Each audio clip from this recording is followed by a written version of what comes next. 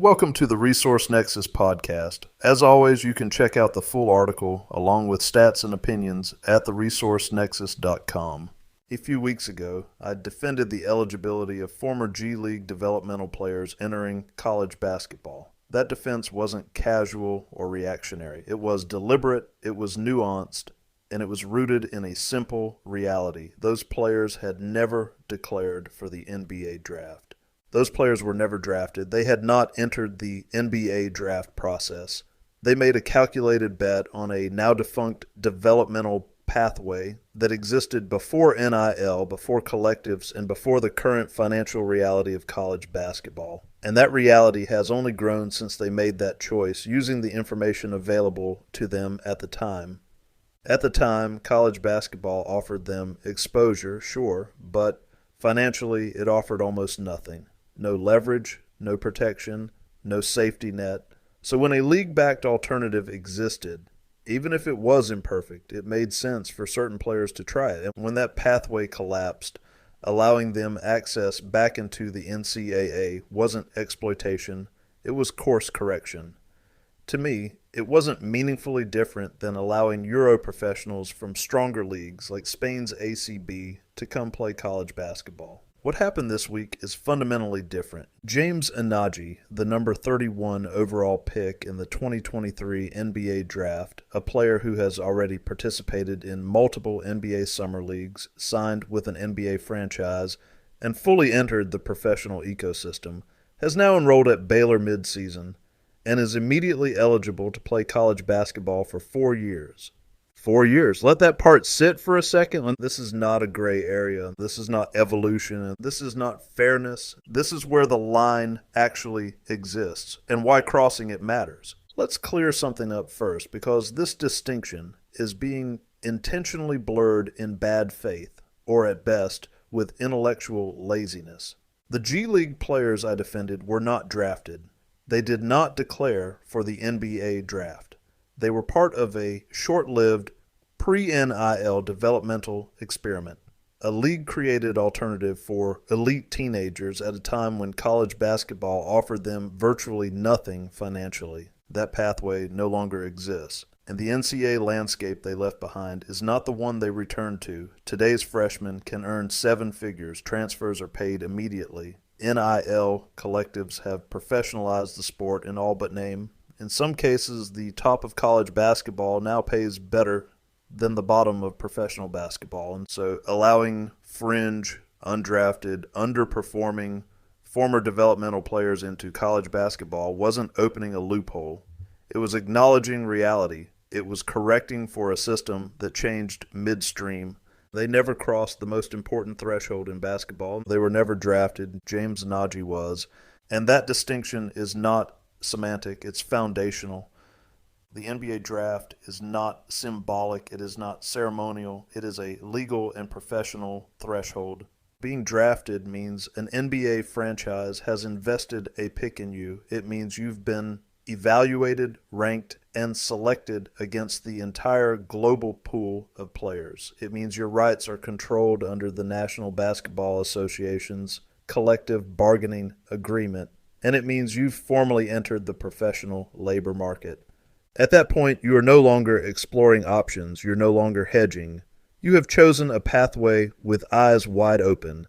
James Nnaji wasn't a fringe G League experiment trying to find his footing. He was a top 31 pick. He wasn't misled. He wasn't boxed out by NIL timing. He didn't get stranded by a folded league or a vanished opportunity. He made a choice, and then he made several more: summer league, professional contracts, professional development, time inside NBA systems. Those aren't trial runs. Those are commitments. And this is where the argument really breaks down for me, because this isn't about age. It isn't about money. And it isn't about whether college basketball is already semi-professional. It's about competitive integrity. Some people will try to argue this the same way G League eligibility was argued. They'll say international players get paid. They'll say college basketball is already professionalized.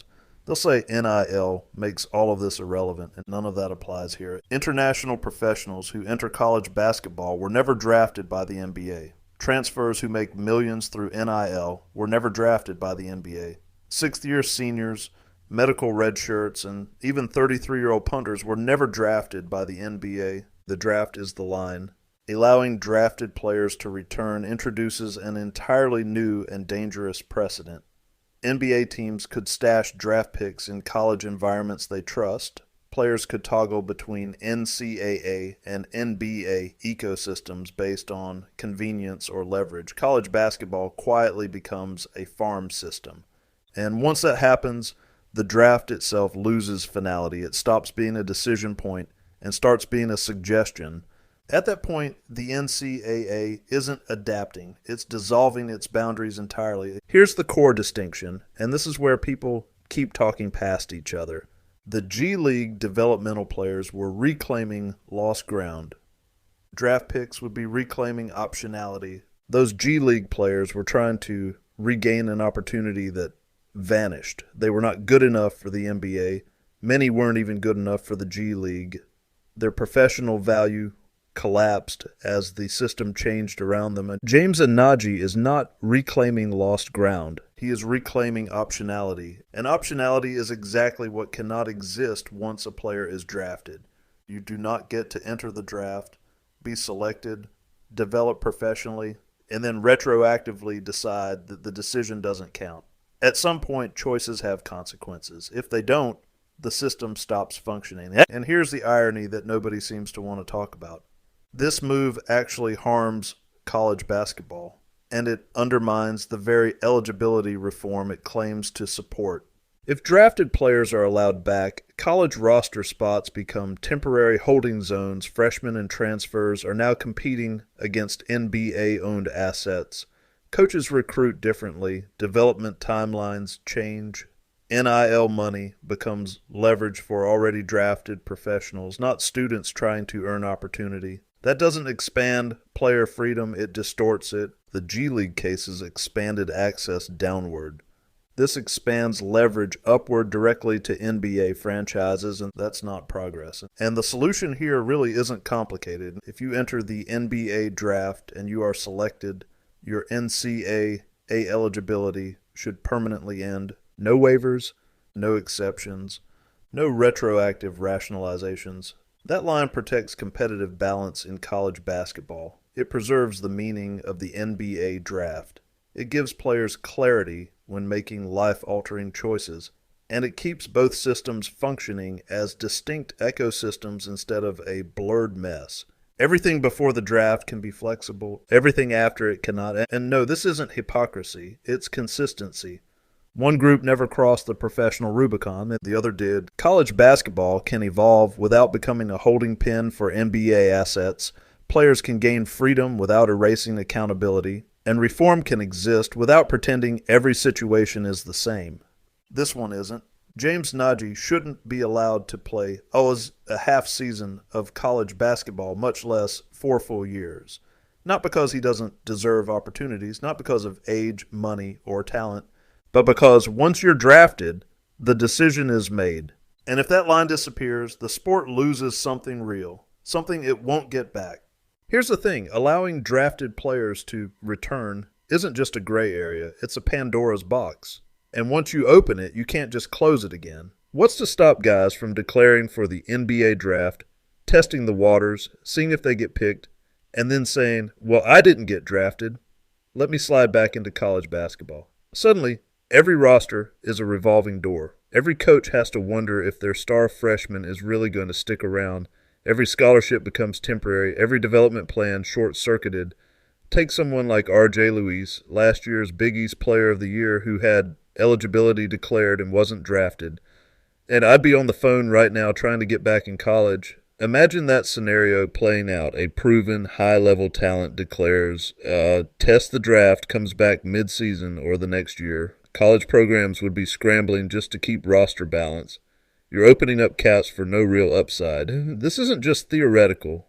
It's a problem waiting to happen. And honestly, the cost to competitive integrity is huge.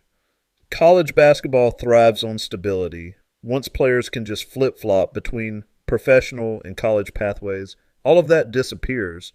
It's a mess nobody wins from, except maybe the NBA franchises, who suddenly have a free farm system of drafted players in college.